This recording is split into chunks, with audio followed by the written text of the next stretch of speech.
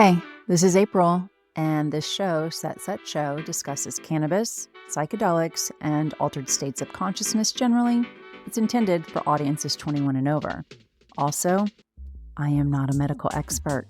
If you are looking to engage with psychedelic substances, please consult your physician before doing so.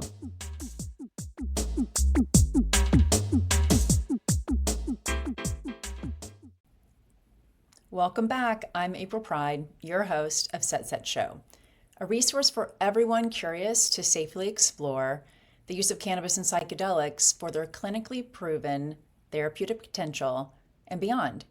If you like what we share on this show, please rate and review us wherever you listen to podcasts. Are you ready to explore how psychedelics can unlock creative potential? Join me live on Monday, February 3rd at Town Hall Seattle as we explore psychedelics and creativity, diving into how altered states shape the creative process for artists, writers, and musicians. We'll sit down with Seattle luminaries like fine art photographer Rachel Demme, whose first photography book, Between Everywhere, depicts life backstage while touring with Death Cab for Cutie. Our other featured guest is Tim Keck, co-founder of The Stranger and The Onion, whose bold approach to storytelling has redefined creative media. He's also the host of the podcast we're featuring in today's episode. More on that in a minute. Back to February 3rd, Psychedelic Salon. As we dive into psychedelics and creativity, you can expect an honest, thought-provoking conversation about the intersection of psychedelics, creativity, and self-expression. Whether you're curious about these tools or already integrating them into your practice, you'll leave inspired and informed. Tickets are limited, so reserve yours at townhallseattle.org, which I've linked to in the show notes of this episode. Psychedelic Salon is hosted by me at Town Hall Seattle on the first Monday of each month. Sign up for SetSet's newsletter for information on each month's topic and featured guests. Tim Keck is also the featured guest of today's episode. In 2024, he added podcast host to his list of accolades. His podcast, called Mush Love, is all about mushrooms, all kinds, not just the magic ones. The podcast is sponsored by Seattle's Wunderground Coffee, which is a brand and cafe dedicated to mushroom-infused coffee. SetSet hosted Jennifer Chesick, who's been a guest on this show, in Wunderground's cafe, and our psychedelic cards are sold there as well. I'm a big fan of the brand and its founder, Jody Hall. So for today's episode, we have a feed drop featuring Mush Love's episode with Tim as host in conversation with Jody. Before we dive into today's episode, I want to share my wholehearted recommendation to try Wunderground Brainwash Adaptogen Super Boost, formulated with 4 mushroom superfood blend: lion's mane, cordyceps, reishi, and chaga. Tim and Jody will share more on this product and all the goodness you can expect from a daily dose of functional mushrooms in the episode ahead. Enjoy the feed drop of Mush Love, and then find the Mush Love podcast wherever you listen to podcasts and follow the show. And follow this show too if you're not already.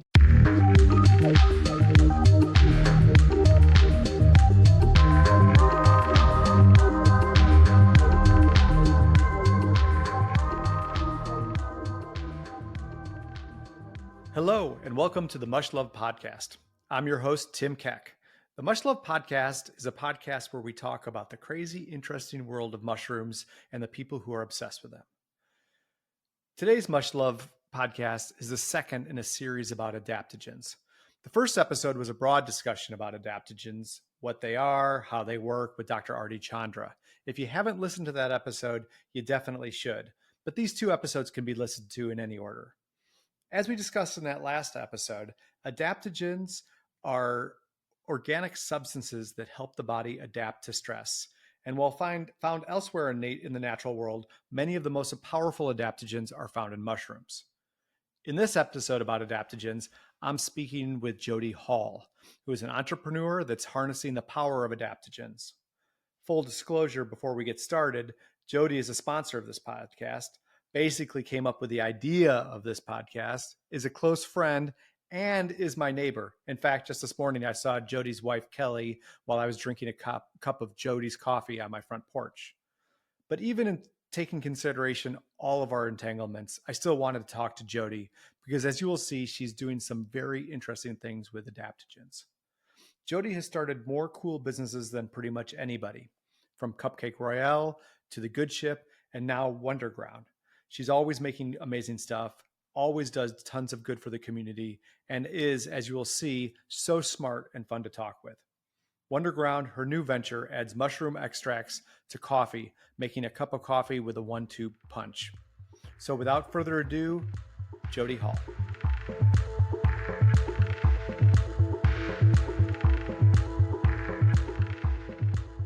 You and I've known each other for a zillion years, and your first business, or one of your first businesses, was making delicious cupcakes, and then you also started making delicious THC infused confections, and now you're doing mushroom infused coffee that's also delicious. And I'd like to just kind of get, I know it seems natural to you, but I want to understand that arc and how you got there and how it all happened. I really started my career in coffee for a place that everybody knows, and was there at the early days, and loved the idea of connection. Coffee is connection. And there's this beautiful heritage of coffee that goes back 500-600 years. People gathered in coffee house, Penny University. For a penny, you get your cup of coffee, and you would be exposed to what was going on in culture, in commerce, people talking about ideas to build a better society, in art, etc. And that was why they called it Penny University, because you were exposed to be educated about what's going on in the world, the soapbox, all that stuff. So coffee has been, and connection. That's cool. I never knew that's where that expression came from. Really? Yeah. I mean, I studied that a lot in my time at this company that everybody knows. It's, to me, at its core is connection, right? Connection's important. We're starving for connection as a society. I mean, right? The phone is taking us away. The more social we are, the less social we are, And I think that things that connect are really inspiring to me. So I think about cupcakes. When I left that company and started one of the first cupcake bakeries in the United States outside of Magnolia Bakery in New York, it was about joy. It was about celebration. It was about connecting over a birthday, a wedding, an office promotion, just to say, I love you, and to me, connection's profound. Cupcake brought me out to all these interesting places, meeting President Obama. Like, what? You're the leader of the free world, and I make cupcakes. How are we even standing next to each other? But I was featured with him as part of a press conference where the White House released a report that women founders had better success rates. And I was one of 2 people to stand next to him and hang out for an hour or something. Amazing. So Good Ship came along. And to me, the theory there was, Washington and Colorado were legalizing. And Good Ship is the THC company. Right. Or how would you say? Exactly. Good Ship came along with the legalization of cannabis in 2014, passed in ballot in Colorado and Washington. So a bunch of people reached out and said, hey, you're so good at building brands. We'll invest in you. You should build a brand in cannabis and help define the narrative. Don't let the big guys come in, the Philip Morris or what have you, define the narrative. It should be the small business, the entrepreneurs. And I was like, that seems crazy. But, the thesis to me, when I thought about it, was connection. Do we connect more profoundly over the lens of cannabis than, say, alcohol or other things that we use to imbibe? So as you've grown on this, as you've done this, what makes you think that mushrooms are so valuable? We talk about adaptogens and putting those kind of things in mushrooms, and how do you know it's such a good thing for you? How do you know that it brings connection? How do you know that this is so much so that you're putting your whole life into doing this? Right. I think discovering that in 2017, that's when Paul did the Good Ship Higher Education. September 2017, that was what? More than 6 years ago. There was maybe 20,000 views on his TED Talk. Now there's probably 20 million views or more. He launched Fantastic Fungi, etc. I started studying that and realized that there was a lot of benefit, that these were used for thousands of years, and especially in Eastern cultures, China, etc. Part of medicine, part of diet, and then realizing later cancer rates are different, because we're ingesting these things that have such boost to our immunity, and realizing that it can help mitigate stress and anxiety. Wow, that's pretty compelling. And, I think the West, we're like, oh, yay, 240 characters and microwave popcorn. Let's do it. We kind of ignore all this kind of stuff that has been around for a long time. And, mushrooms were the first form of life on terrestrial planet Earth. Some people say dating back 1 billion years, maybe 600 million years ago. Plants have been here 200 million years. So the fungi is this underground network that occasionally creates a fruit or a mushroom, as we would think of it, and has eroded rocks and minerals to create soil, to create plants, to create humans who have been around less than 2 million years. So you think about what we use currently in our pharmaceutical life. I mean, penicillin, and you think about fermentation and gut health and all these kinds of things. Just the more I studied it, the more it felt like this is something that's been around a long time. It's been a part of diets. Some of these mushrooms are approved to stop cancer cell growth in other countries. Why wouldn't you do this? What if you could do this in a way? I mean, 75% of us drink coffee every single day in the United States. And a fifth of us are diagnosed with anxiety disorder. Caffeine's a trigger for anxiety. What if you could put something in your body or through your coffee and have it still taste good, but help us navigate stress, cortisol, help us mitigate anxiety? I mean, that's probably the most common thing that I hear. People who have anxiety can't drink coffee, or they can drink a half cup. Now they drink 2 or 3 cups. They sleep well. It's wild. So it helps us balance our bodies. Similar to stress, adaptogens help our bodies adapt to stress and adapt to the stressors going on in our lives. And I think that's pretty cool. And it goes back to connection, right? It's mycelium is a web underneath us that connects all living things. So yeah, I think I was a believer, and I was really inspired by Paul. And obviously I did tons of research on that, and just thought, coffee is the original performance enhancing drug. It's the second traded commodity in the world. Wow, let's figure out a way to make it taste as good as your favorite cup of Stumptown or whatever, and have you feel better. Wouldn't that be great? Yeah. And so it keeps all the good aspects of coffee, which also have antioxidants in themselves, and takes care of some of the negative ones, including adding really valuable things to your body as a whole. Exactly. So that I feel like one of my weird things, and maybe this is an entrepreneur thing, is that you really see things way before. I saw this little coffee company. I was like, I'm going to just leave it all behind and start working here. I think they're going places. I was like, I'm going to leave it all behind and start cupcakes. What? Everybody was like, you're crazy.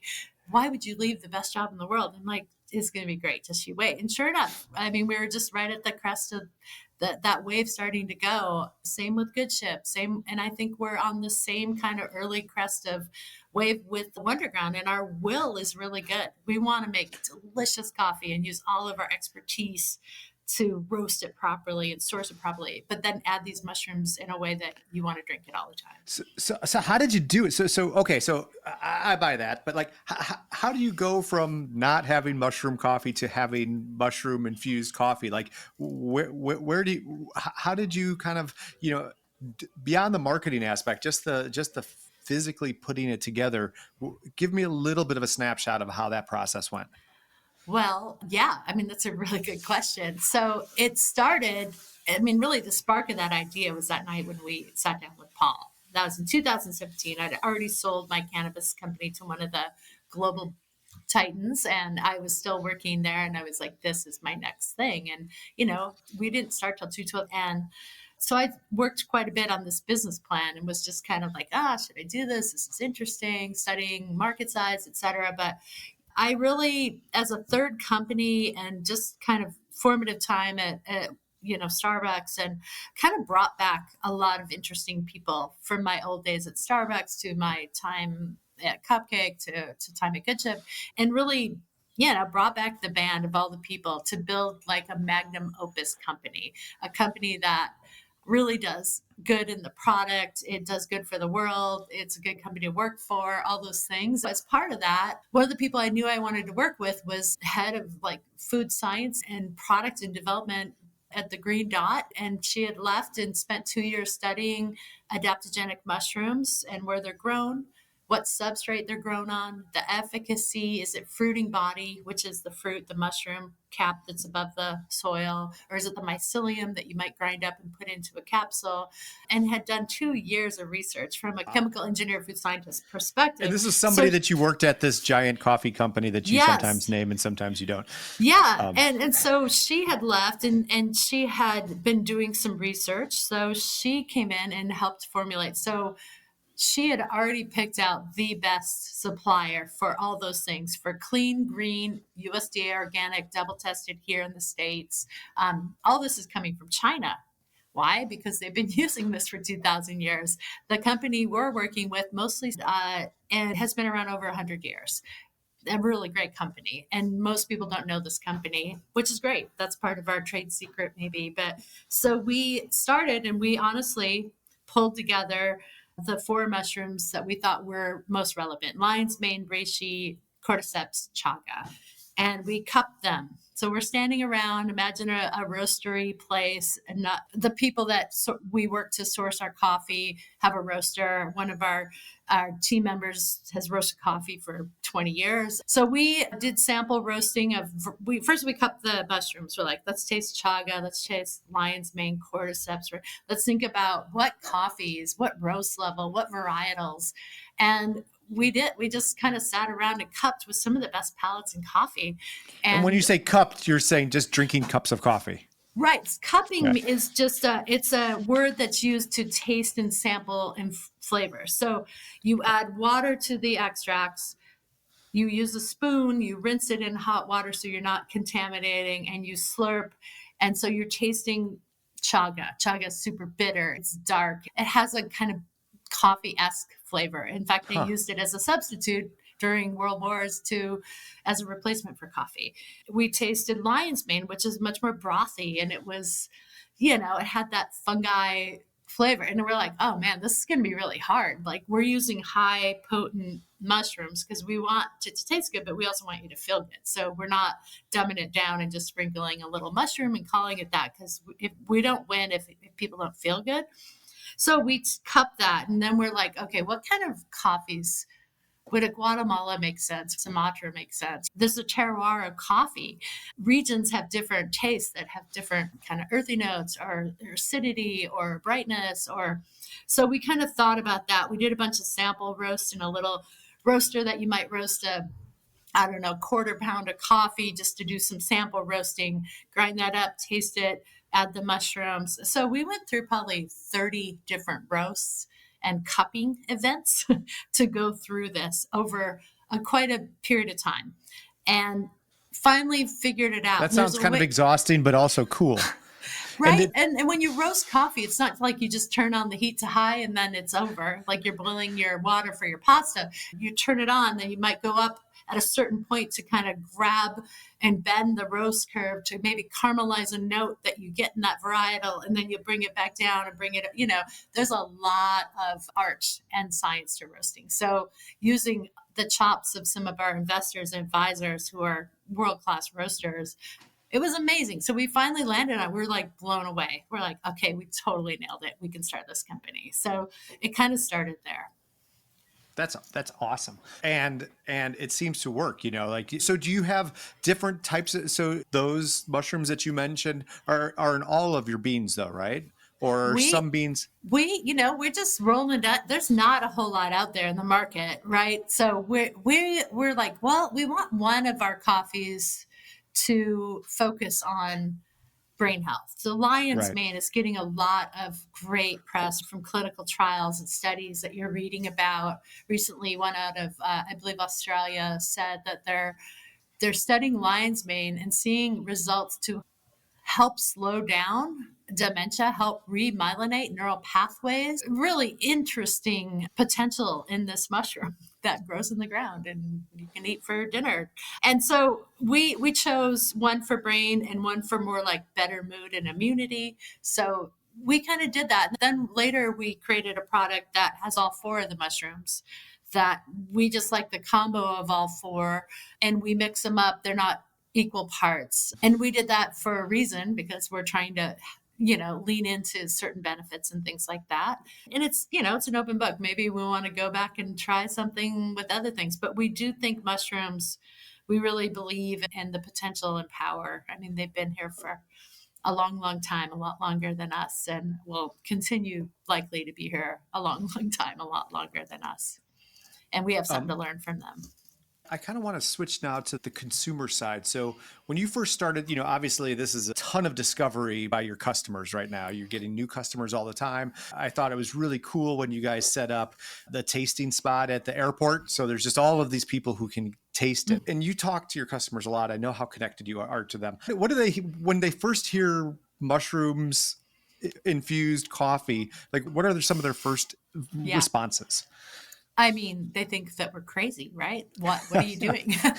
Yeah. And I think there's a lot of confusion. First of all, they're like, most people haven't heard of this. Certain people have. There's definitely a whole wellness crew, a fungi crew that are early stage understanding this. Paul Stamets, probably one of the earliest, right? In the United States, I should say.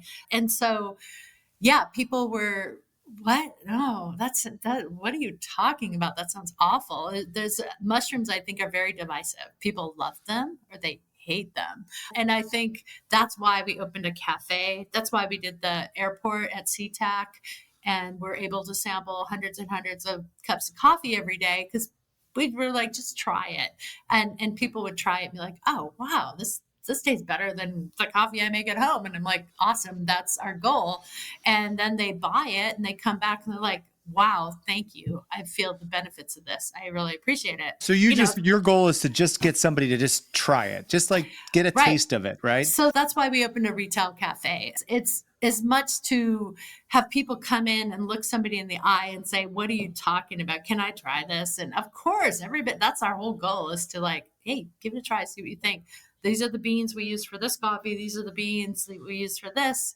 We chose these beans for these reasons. These are, here, let me educate you about the mushrooms. And we're using extracts. A lot of people think mushroom coffee and they think it's ground mushrooms that are like gross and floating on top of your water or your liquid. That's not fun. Nobody wants to drink that. So the extracts are super soluble and they melt into the coffee when it's brewed. It's not impacted by that high temperature. So it's funny. And to this day, of course, I mean, people are just kind of getting wind of this. So. And people can check online and see your marketing, and your marketing kind of speaks to that. It's definitely mushroom forward, but it's very bright. It has like kind of a Japanese anime kind of ish feel. And tell me a little bit about how when you're thinking about marketing, how you just market the concept of mushrooms in general. Right. I mean, I've been in coffee my whole life, and coffee is pretty, not a lot of innovation in coffee.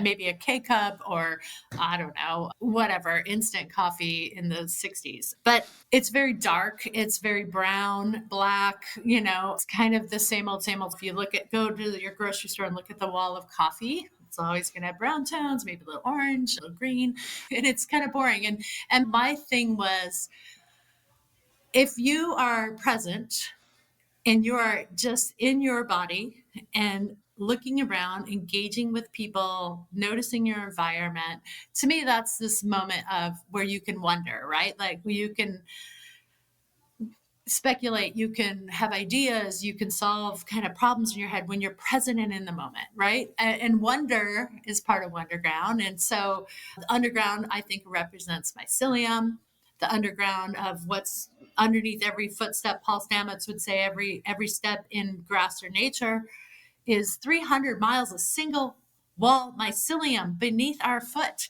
That's insane, right? There's a massive network underneath the ground. And so wonder to me is something we're starving for. We're so busy. We're off the rails. We can barely read a book. We can barely finish an email in our scroll. And when we are present, we can engage, we can read, we can learn, we can think, we can solve, we can connect, all those things. So the brand was really meant to have you think about wondering, like, oh, this is random. Why is there an octopus on a yellow bag of coffee?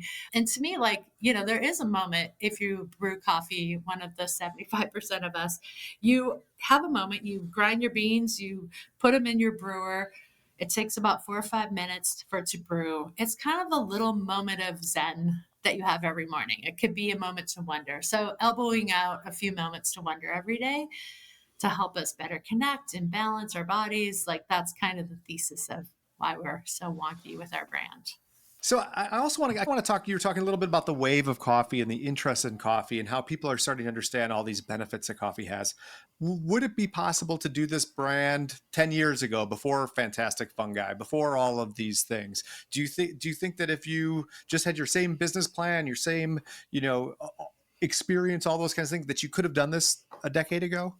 It's hard to say. Sure, for sure, we could do this 10 years ago. But I do think the things that are on our side now are New York Times in 2022 named fungi the ingredient of the year. You're reading more and more about the benefits of these adaptogenic mushrooms. Studies are coming into your news feed around lion's mane, chaga, cordyceps, turkey tail, etc. And you're seeing congressional support on both sides of the aisle for some of the medicinal benefits of psilocybin, which is the active ingredient in magic mushrooms that are showing incredible promise for mental health, for trauma, for PTSD, and helping us heal. And obviously that's in a very heavy dose and things like that, but you're going to see this move to rescheduled into a way that will be part of healing and wellness in American medicine. I think you're going to see that reschedule before, later this year in 2024.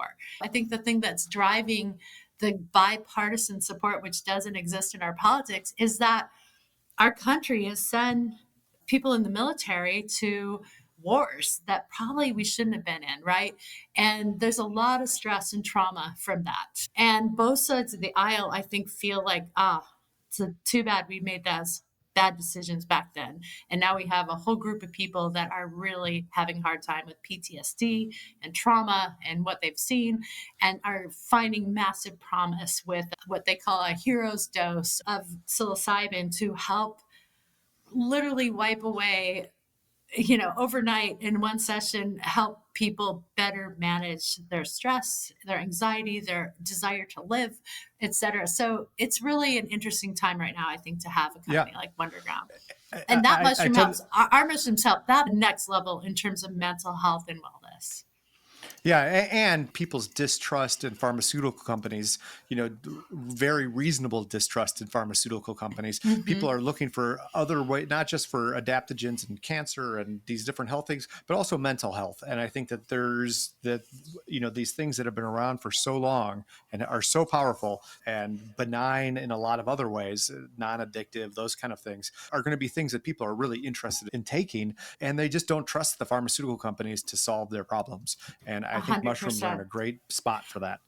Well, and you think about the word adaptogen, that's kind of a confusing word, right? What does that mean? And an adaptogen is something that's made in nature, a plant or fungi. Those are different. There's a plant kingdom and a fungi kingdom that have benefit to help our bodies adapt to stress.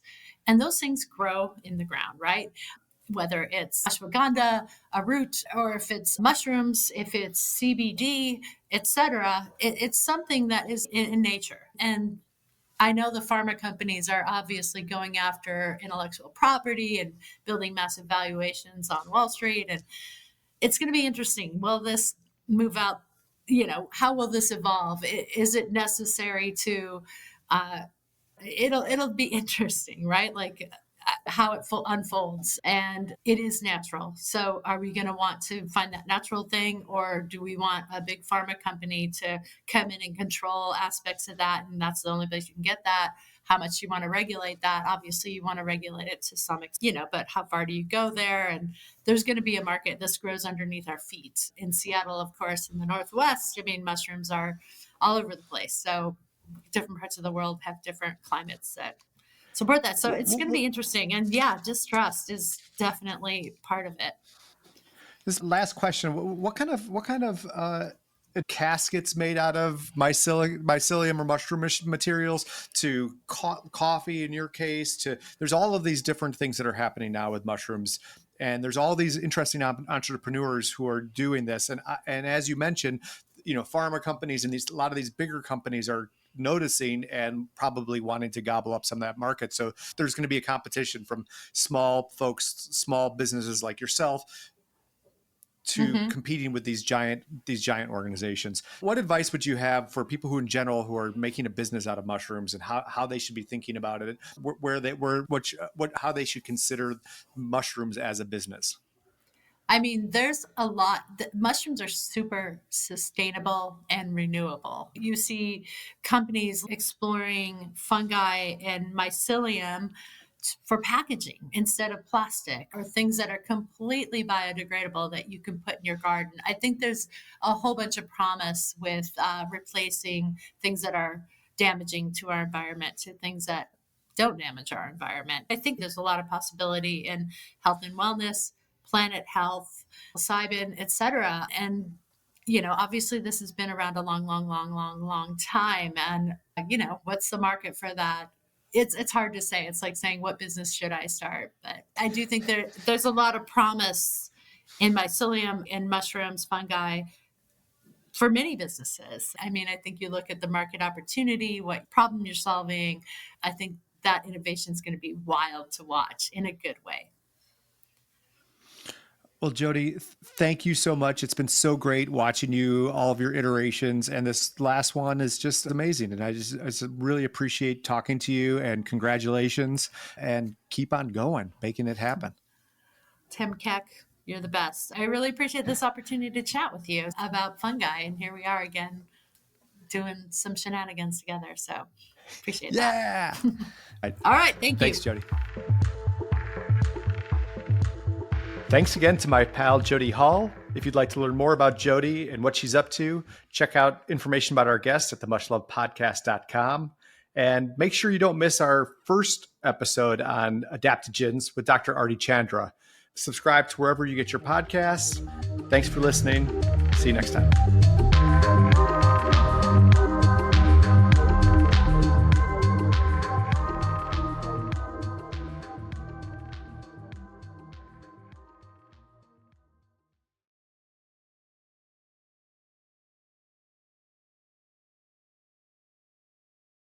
Thank you for joining me for today's episode.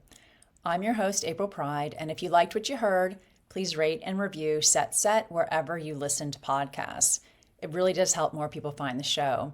And a special offer just for our podcast listeners. Enter discount code SHOW20, that's SHOW20, at checkout for 20% off SetSet's Psychedelic cards, our powerful set and setting in a box. Check out the show notes for the link and make your next journey extraordinary.